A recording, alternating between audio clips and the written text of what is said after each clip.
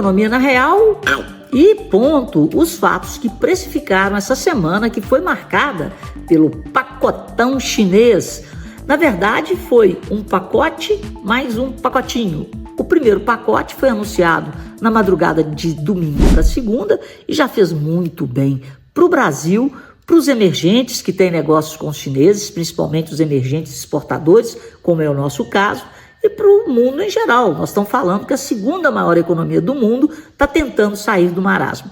No primeiro pacote, veio aí um corte no compulsório, aumentando o volume de dinheiro para empréstimos na China e ainda um incentivo à compra da segunda residência, fomentando o mercado imobiliário chinês que andava patinando.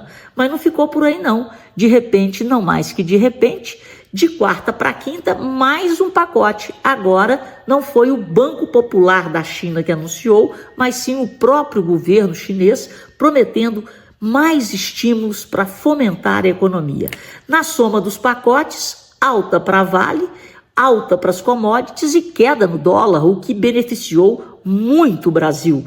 Nós vivenciamos nessa semana uma queda de quase 4% da moeda americana em relação ao real. Isso foi na semana. Isso foi no mês de setembro. Na semana, só nessa semana, a queda foi de 1,54%. E o dólar, que já chegou a subir quase 20% em relação ao real, nesse ano de 2024, está agora com uma alta de 12%. Isso traz um alívio muito grande e até o Banco Central tem que tomar menos remédio para dor de cabeça, porque a gente tinha uma combinação de dólar forte e hiato do produto positivo. Nós tivemos nessa semana também a divulgação na terça-feira da ata do Copom, do Comitê de Política Monetária do Banco Central. E o pacote chinês fez tão bem que ninguém nem olhou para a ata do Copom, para o tom mais forte. O Copom está aí dando sinais de que o ajuste monetário, para cima da Selic pode ser maior do que o mercado esperava. Tem gente trabalhando com uma Selic final de 12% e até de 13% ao ano. E para a próxima reunião, a maioria já está apostando em uma alta de 0,5 ponto percentual. Portanto, gente, esse pacote chinês fez muito bem para o Brasil, para o mundo, porque a segunda economia do mundo dá sinais de que quer reaquecer. E os países emergentes, como o Brasil, que tem na China, no caso do Brasil, seu maior parceiro comercial, agradece, Aí o preço do minério voltou para casa dos $100 a tonelada, as ações da Vale dispararam e elas estavam precisando dessa disparada, porque elas estavam praticamente acomodadas e só caíram na sexta-feira, porque elas estavam em alta, porque houve, através da Bloomberg, uma notícia de que a Cosan pode vender, a Cosan do Rubens Ometo, para melhorar o seu balanço, estuda vender parte ou a sua participação total na mineradora, que é de 4,1%. Aí houve um recuo nessa sexta-feira e as ações inverteram, passaram a operar no negativo. Em um mês, as ações da Vale subiram 6,96%, nesse mês de setembro, 7,35%. Em 2024, ainda acumulam uma perda de quase 11%. As siderúrgicas também acompanharam e foram atrás com valorização expressiva. Então a China está ressuscitando e mexendo com os mercados. E as bolsas pelo mundo inteiro comemoraram o pacote chinês. O que mais que nós tivemos? O Lula na ONU, falando que tem que colocar a economia a serviço do povo. Eu nunca vi isso. A gente tem que colocar o povo na economia, porque é o povo trabalhando que gera renda, e essa renda paga impostos. E o povo trabalhando, há uma transformação de matéria-prima em qualquer coisa. E quando há uma produção de mercadorias, quando há uma prestação de serviços, aparece o governo em todos os níveis para cobrar impostos. Então, a fala do nosso presidente é meio maluca. A gente não tem que colocar a economia a serviço do povo. A gente tem que colocar o povo dentro da economia para que o país cresça, para que o país produza e que esse Estado que ele quer que seja o protagonista do crescimento econômico receba, sob a forma de impostos, o dinheiro necessário para executar políticas públicas. É assim que funciona, porque se a gente quiser colocar a economia a serviço do povo, quem é que vai pagar impostos, presidentes? A economia aguenta um Estado corrupto, um Estado gigantesco e um Estado que só fala em arrecadar, e arrecadar é cobrar cada vez mais impostos, e um Estado que não fala hora nenhuma em estruturar gastos? E por falar nisso, vamos falar aqui, gente, na real, vamos bater na real, a narrativa e a realidade. Na sexta-feira da semana passada, o governo soltou o relatório de receitas e despesas, né? Que, quando você faz a conta, receitas menos despesas, você vai ter superávit, que não é o caso do Brasil, equilíbrio 0 a 0 ou déficit. E na segunda-feira, os membros da equipe econômica foram dar entrevistas e disseram assim de forma contundente que nesse ano a meta fiscal do arcabouço será atingida, mas fica fácil.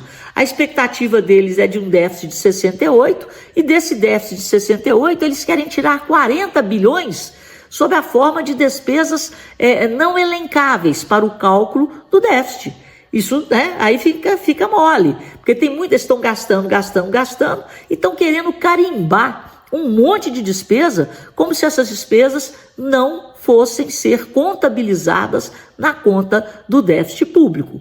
E aí, gente, a credibilidade vai para o saco. Então não adianta o governo ficar falando quando vem a própria FIT e o presidente Lula e o ministro Fernando Haddad foram lá em Nova York e fizeram questão de conversar com as agências de classificação de rating, as agências de classificação da nota do Brasil, porque o sonho do Lula é entregar de novo o Brasil no grau de investimento.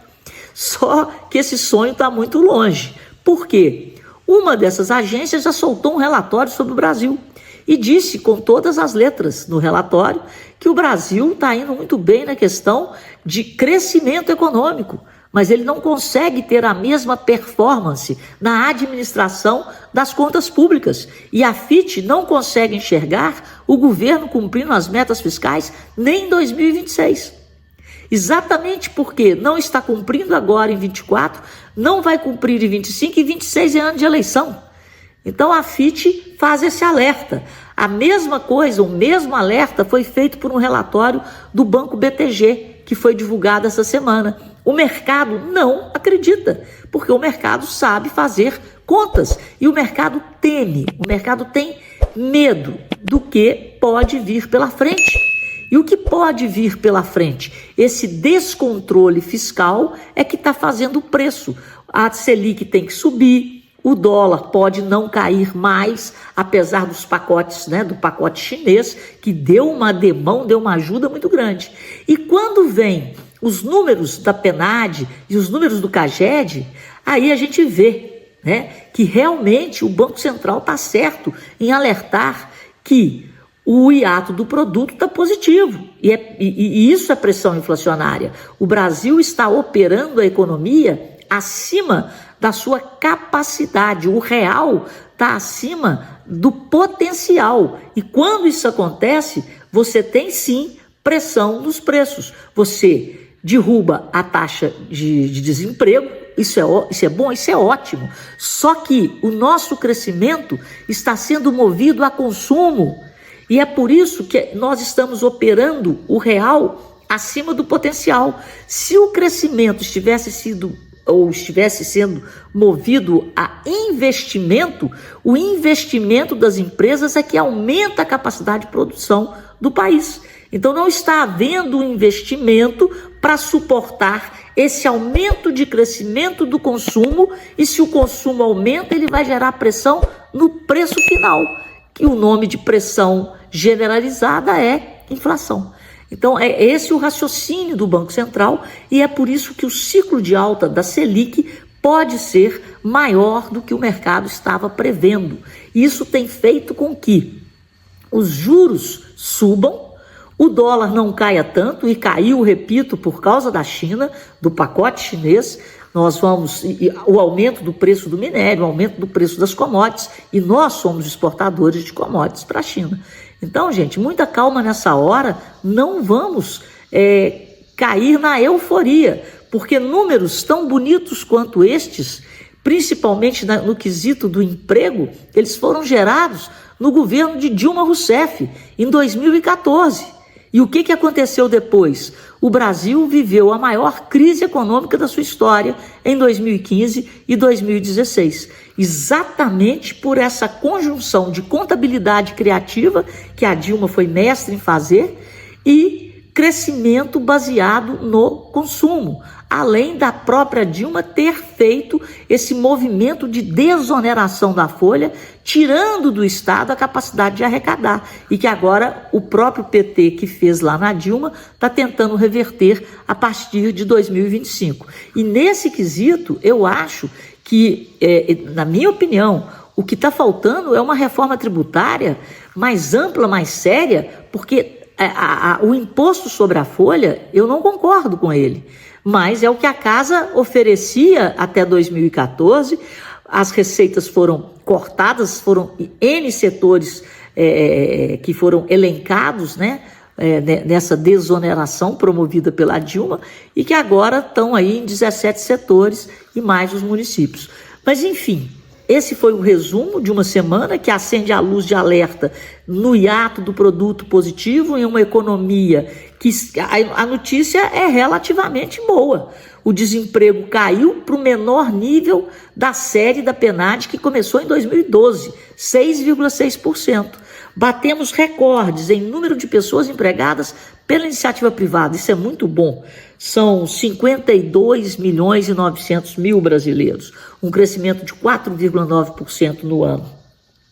A renda média do brasileiro está em 3.228, um crescimento de 5,1% no ano, acima da inflação.